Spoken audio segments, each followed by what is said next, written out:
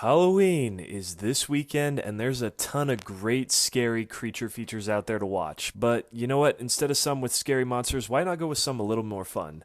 This week, I'm finally watching 1997's Men in Black, which somehow before now I've never seen, despite seeing both sequels theatrically. I know that's inexcusable, but that's kind of the entire point of the list of shame on this podcast is so I can finally watch these things that I haven't seen yet. Welcome to Debt to Cinema. I'm Stephen Momanex. And I'm Brian Gillis. Like most people, we love going to the theater and catching the latest releases. However, it can sadly put a big dent in your wallet. Fortunately, living in the digital age makes the viewing possibilities endless from the comforts of home. Many of these films that you can see right from your couch, we're ashamed to say we missed, despite labeling ourselves cinephiles. So join us as one or both of us cross off a title from our list of shame. It can be an all-time essential classic, Or an underrated piece of cinema that's worth giving a shot. hell, it might just be some trashy film we want the other's opinion on. So sit tight and join us as we pay off our debts, $1 at a time. We are the best kept secret in the universe. We work for a highly funded yet unofficial government agency. Our mission is to monitor extraterrestrial activity on Earth. We are your best, last, and only line of defense. You're under arrest for violating sections 4153 of the Tycho Treaty. Step away from your busted-ass vehicle and put your hands on your head. You've seen the other two, right? I have seen the other two. I also saw them How? in theaters. How? I just missed it. I don't know how it happened. Like, this isn't like Day of the Dead with you where you'd seen it before and you just forgot. Like, I have not seen this until now. But this is one of those movies where only because of the strength of this one are the sequels even close to watchable. I Oh, say yeah. that bad. The second one's not bad. The second one's not bad. The third one's a piece of shit, but I had fun with 3, actually. 2, I hear is bad, but I haven't seen it since I was a kid. I don't and, think you the know, second one is as bad as the third one. Because, I mean, like, Johnny Knoxville's in it as, like the villain's, like, henchman. So that alone's pretty cool. And then Rosario Dawson plays romantic interest, and she's good. I remember Patrick Warburton being at the beginning of 2, and I remember that being funny. I just remember, like, that subway sequence where, like, that worm, like, eats the train. Yeah, what is it, Jeffrey? Come on, Jeffrey, you know you can't be doing this. Those Will Smith quips, man, which they're always great, especially here. He says that he improvised that line where he's like, "It's just raining black people in New York, huh?" Yeah, I can buy it. Like, I mean, that line that when you first meet him, like, what is it, like NYPD? I will knock your punk ass down. That sounds like an improvised. Like, that just I sounds don't like think only that Will one Smith was. would say that. Yeah. It's fun. Before we get Plus, into this, it's not even accurate. I mean, I just got to point it out. Knock starts with a K, not a Shut N. up, man. Just saying. Don't ruin the joke. Just saying. Um, It's still funny. There's a lot of good ones. Punk ass isn't one word, so whatever. But before we get into this, I mean, obviously, this is one of his first movies. I mean, it's not 6 Degrees of Separation first, but it like almost like back to back to back. He was just getting these huge movies, Bad Boys, Independence Day, then this. He was coming off of The Fresh Prince of Bel-Air. Like, anyone that's seen Jersey Girl knows this shit. But not only was his rap career as Fresh Prince and DJ Jazzy Jeff under Jive, but his solo career, which this movie launched, was through Columbia.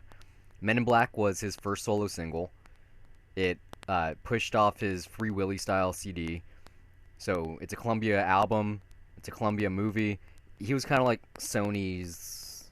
It's their golden boy. Yeah, like their basically. poster child at the time. Because they also did Bad Boys, so... Yeah, I mean, this is really, if you look back, this really feels like the movie that just cemented Will Smith. Like, Bad Boys was big, Independence Day was big, but this is like, it really feels like, okay, this is a Will Smith movie. Yeah. Independence Day, that's more of just a movie where, he's in it and he's like the hot guy that's on the And rise. Bad Boys is a Michael Bay movie that he's in. Yeah, this movie, like, it's 18 years old. It and doesn't feel it. I think by today's...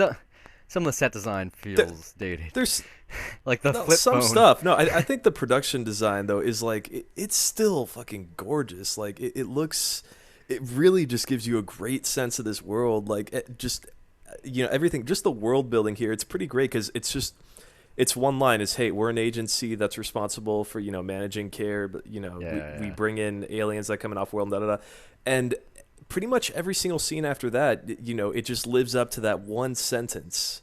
Like, you just see little details of how this world functions, and, you don't need that much information. You can believe that it's real and that this is how that works. Let's start from the beginning though. First off, that fly is kind of weird, or the dragonfly, I guess, is pretty weird. Iconic though, especially with the font, like that text over the opening credits, and just that score too. Like, it's just the Danny Elfman score. It's such a weird movie, and yet like it almost sounds like Beetlejuice, and then also has like cues from like Spider-Man. I mean, yeah, it's such a weird movie, but like it's one of those things where just, like, it feels right because it's odd, and yet like it also somehow manages to feel accessible. Clearly, because I mean, this franchise has made so much fucking money. Yeah, this is like peak Spielberg producer credit. I think this is the kind of movie. I mean, obviously, Goonies and stuff also in the '80s, but this was like, oh, if Spielberg's name is on it, it's probably going to be good. I think this is the movie. Or like the movies that were surrounding this. It's the last great Amblin franchise, I guess you could put it that way, or just release in general. I mean, Jurassic World, I guess, kind of brought it back too. But, all right.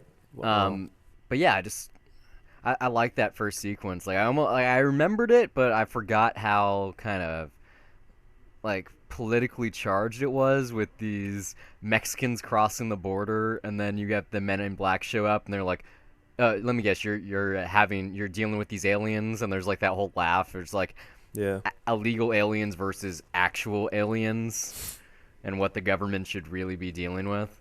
No, I mean, yeah, I love that opening scene. Like, it just, especially Tommy Lee Jones, like right away. I know that Will Smith is, he's probably the main star of the movie, but Tommy Lee Jones just fucking kills it. Like, I think the best part is that he has like the same charisma. Well, he's very stoic or whatever, but he has like the same charisma as he does as Two-Face in Batman Forever. He does the laugh in this too when they're having when they're at that restaurant after he flashes Will Smith. He does and I don't know. It is like throwback. It's like the same year, right? Love that. No, it was a couple years later. Yeah, you love that movie. Yeah. I mean, no, I love how you see it just. In what universe did they think that Tommy Lee Jones would make a good villain? And he is, but like, that's like, debatable. You watch anything he's in, he's like always very, very serious. Like even in this one, he's being funny. Still, it's like the serious funny. He's playing it serious, yeah, like that, and that really does work. Like both because it's funny, like he even has my favorite line in the movie when they go up to the house and he just says, "No, ma'am, we at the FBI do not have a sense of humor that we're aware of." And it's just the line itself is funny, but just the delivery is so serious. That's what makes it funny. And also, I mean, you're gonna have to go get yourself a new dress, get some shoes. Yeah, I mean, you need an interior decorator because, damn. All right, well, that's Will Smith, but yeah, I mean, that's also part of that, like that great, like this is easily among, I would say, just some of the best like buddy cop dynamics ever. Yeah, I mean that's what makes it work, and also just going back to the world building, like I think a lot of that works for like I can take this movie, I have fun with it, but I can also take it seriously on some level. Probably because of Tommy Lee Jones, just because the way that he plays it straight, just even the stuff that he says funny, it's enough, like, because he plays it so dead serious at times that he believes it's happening, that makes it some stuff seem legitimately threatening, and I really love that. And like, I mean, it's just that perfect balance of the the Will Smith funny guy dynamic, and then Tommy Lee Jones just being the dead serious cop that most people knew from The Fugitive at that point. Yeah. How'd you react to the horizontal blinking eyes in the beginning after the chase scene? I was like, whoa.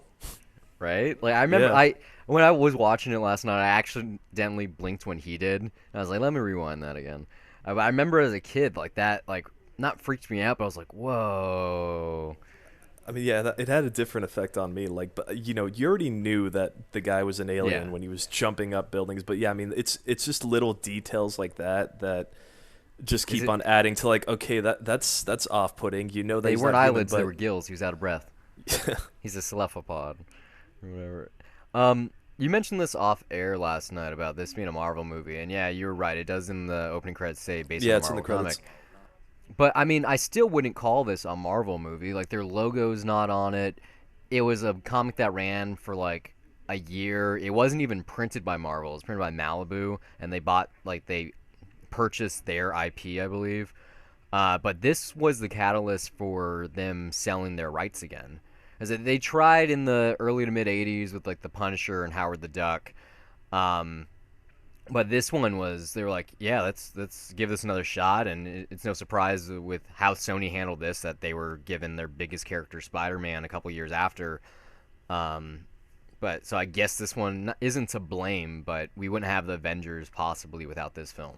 I mean, yeah, and you also you know more about this than I do, but right when I saw that and just the overall just like weird tone of the movie, like I find it funny that this, especially in the '90s, that this was as successful as it is. Mm-hmm. That's probably due to the power of Will Smith and getting Tommy Lee Jones on board. But I mean, really, you think about it, there are very few like big budget blockbusters that are just so out there that can be both funny and that are action driven. Like the best thing I could think of was probably Guardians of the Galaxy. Like that's the closest comparison that I got as far as something like this that can. Too. The first one. I don't know. I still see that Michael Bay appeal there, but this is very, very out there. Like it has that Files angle to it, except it's not taking itself seriously.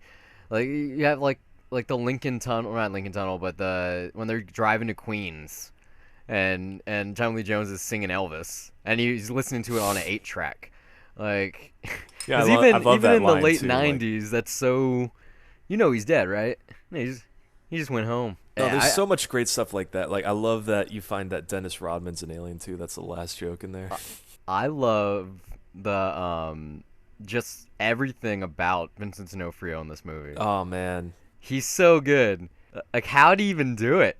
It's you look at this, over the top, but it's amazing. Like, I was reading, apparently he would like watch footage of cockroaches and bugs to see how they walk, and so he tried not to bend his knees when moving. And that's weird. I don't know. I kept getting like a Frankenstein callback.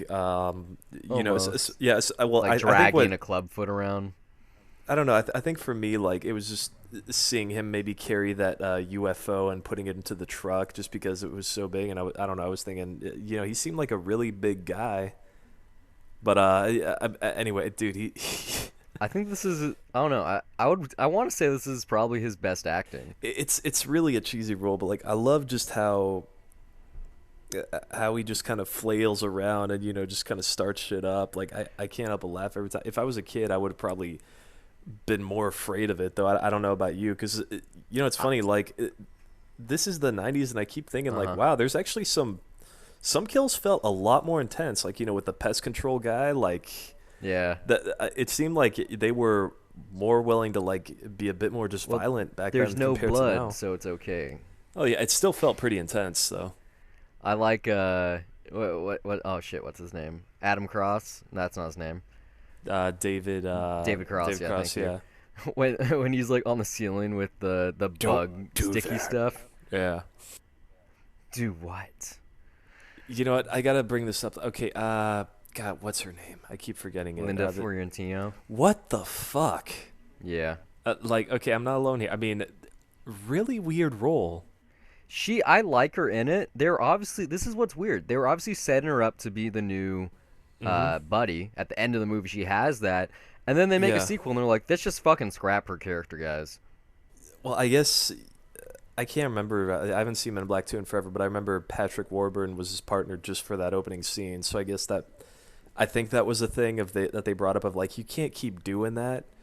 And that's the excuse that they had, but... I can't remember, but they definitely set her up like strong female character, even though like some of her lines are like, yeah, just fuck me, like just her actions. Like, I mean, even that like that pickup line joke, like when they're first at the morgue. I gotta show you something. Oh yeah, girl. That was kind of funny the second time, but then it's weird, the first time when they're there and they got the guy on the slab and they're like, you know what I like to do late at night? It's like, what the? Why is she hitting on him like that? That was really weird. Well, I mean he worked in that. Remember earlier in the movie where she comes into the interrogation room. She's like, "I believe you," and then she gets flashed.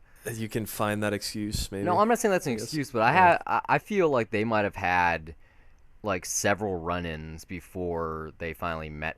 Maybe But it's not it was excuse- still really was awkward reading- the way that they approached it. I was just reading kinda that she won this role in a poker game from Barry Sonnenfeld. Huh. Like that apparently, and he told her there's not gonna be any nudity because she was kind of known for Jade and shit. What's the other? I think she was in something else where she was fully nude. Something that was on. It was like something of Innocence. It was on HBO. No, But I haven't I mean, seen she's much of her, yeah. But I've only seen I haven't Dogma, seen and I Jade. thought she was great in Dogma. Yeah. But well, here, she's everything I've seen her in. She's a good actress. It's just she kind of left Hollywood. and she, I mean, her first role is Vision Quest.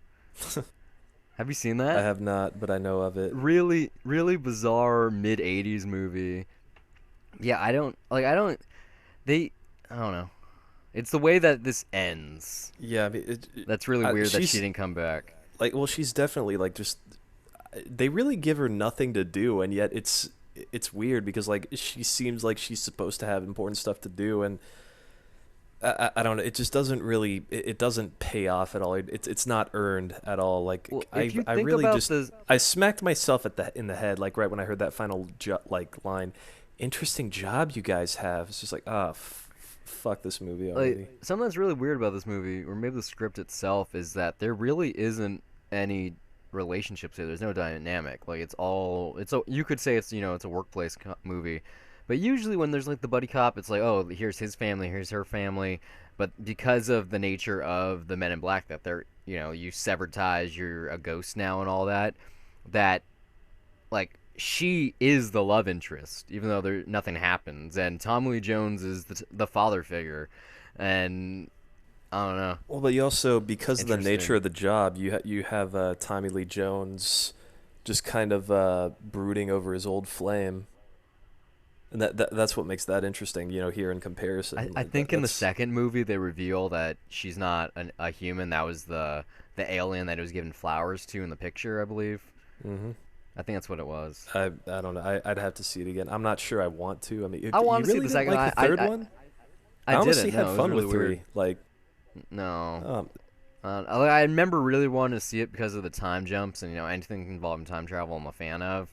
But I just remember like thinking it was really, really, really out there, especially what's his name, the villain from Flight of the Conchords. Jermaine Clement. Yeah, he was really weird. I mean, he was supposed to be weird, but I mean, like it was bizarre the character he was playing. Weird is only just it's a compliment to this entire series. Yeah, no, The villain in number 2 isn't like she's a baddie. Uh-huh. So No, I can't remember who played her, but I it's a remember. supermodel, I think. Yeah, no, I can't remember. I don't know. Maybe for don't know. her, I don't know what her acting skills were like. I know that it's just not well regarded or nearly as well regarded. But Well, it's because it's a sequel. yeah. Well, I don't know. They've admitted mistakes. That whatever. I'm not interested in looking back on it. Let me but- ask you about the mystery. Did you catch on to the galaxies on Orion's belt? Did you figure it out? I did not actually. No, I didn't. No? Did they call the cat Orion early on? Uh-huh. Well, no, but he maybe in dialogue. So, seeing as I knew it, I was looking because there's lots and lots of cutaways to the cat, or just like moments, like in particular in the coffee shop when the aliens die.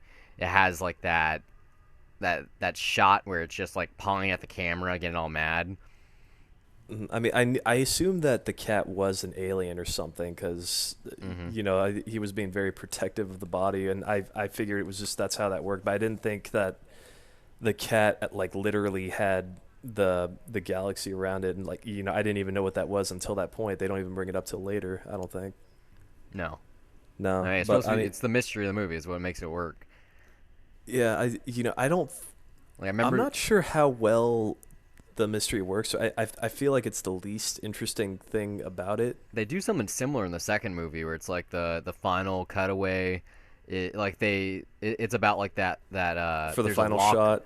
Well, before the final shot, there's the one that echoes it where they're like in the locker in the train station. They take the clock, aka the watch off, and then the final shot is when they open it's like we're all inside airport or whatever. I Which mean, is kind of what this one does. I remember with what. marbles. Yeah, I remember what the final shot is for the second one, and just thinking about it, and like, because I Like, know wow, that that's it's real deep.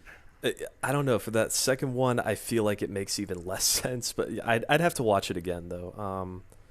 I think I can stream it on Amazon too right now. But yeah, I don't know. Just as far as the mystery, like it's not my main takeaway for it. In fact, like I'm sure, you know, I was kind of being nitpicky in the beginning, and just you know, right when they bring up the neuralizer, it felt like exposition-y in the weird way, because right when he's about to use Yeah. it for the first time, he says, "Oh, this is gonna affect your memory," and then it's like, "Oh, just look here, fellas." I feel Cut like away. okay. Yeah, I feel like just that memory line that's there just for the audience, just so that they know how it works. And it doesn't. It feels like, you know, there are some issues with the script. I think with Linda Florentino especially, but it's really the chemistry between Will Smith and Tommy Lee Jones, and just the world in general that like really just elevates this movie. Like, I think it's pretty good that you got 2 Batman villains as partners in this now. yeah. That's pretty cool. Oh, yeah, okay. We haven't talked about this yet.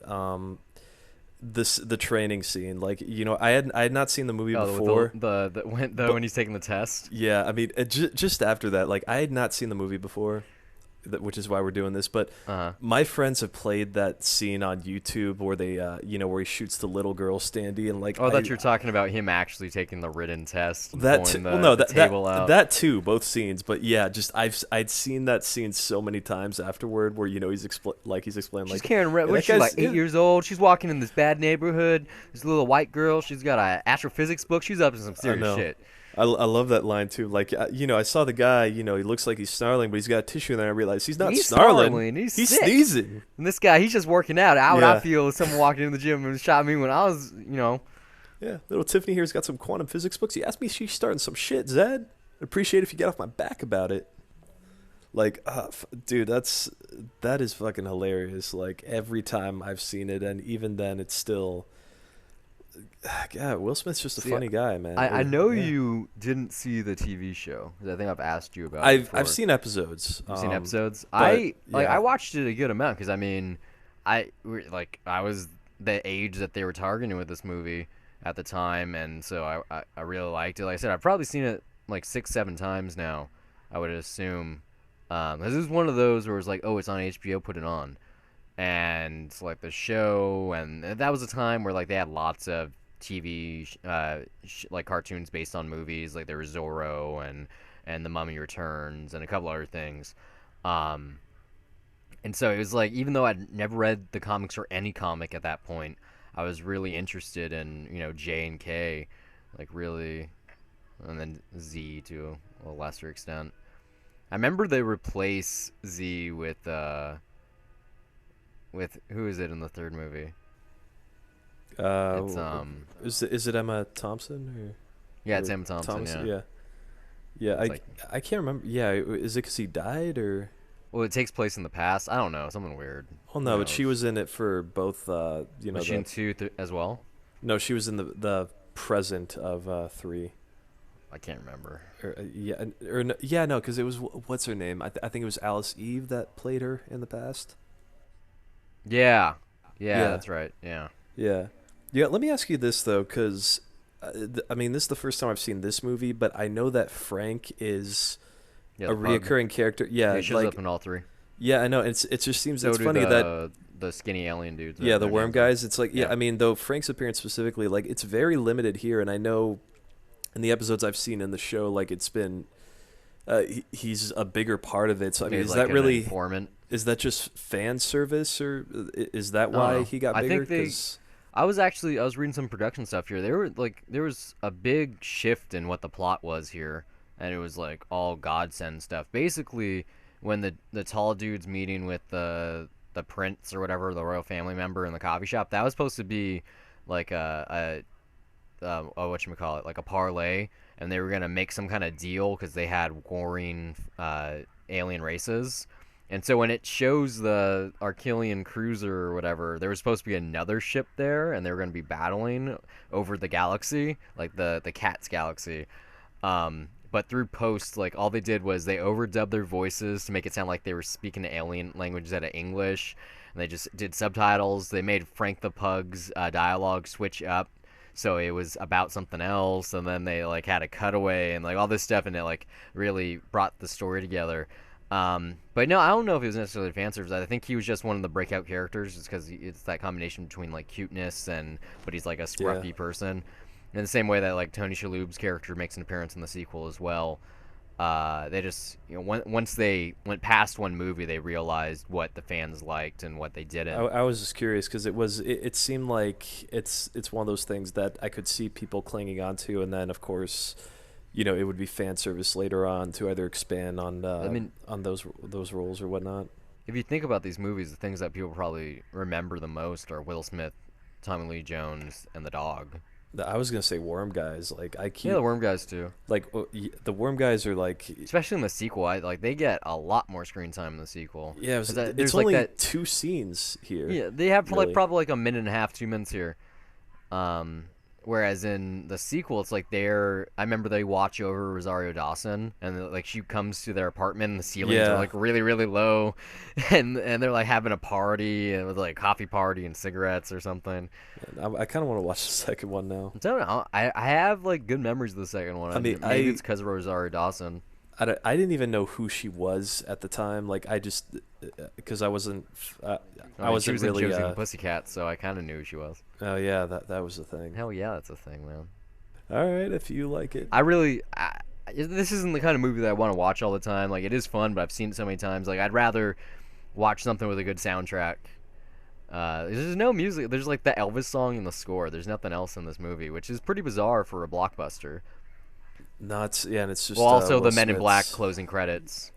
I mean, it has I don't know. I'm not demanding a No, I'm not demanding either, but yeah, I mean, it has... a movie like this to date, like look at Guardians of the Galaxy. Yeah, like, I mean that's has to have the music. Well, yeah, but I think Guardians is really the only example, and that's really the reason that it does that too is No, does Iron Man have like? They have AC/DC and some other songs. Yeah, well, okay, yeah, they have at least one AC/DC song that they got to use per movie though. Like that's about it. I mean, the rest of the Marvel movies, like I don't see how that's a requirement for Guardians. It's not like they were there just for that reason. Like there was a reason within the story for them to actually have all those songs, and that worked for that. But yeah, I guess we got to wrap it up. Yeah, I don't really know what to say about this movie. I'm happy that you finally scratched off your list, even though you should have seen it forever ago. It really is like a late 20th century classic.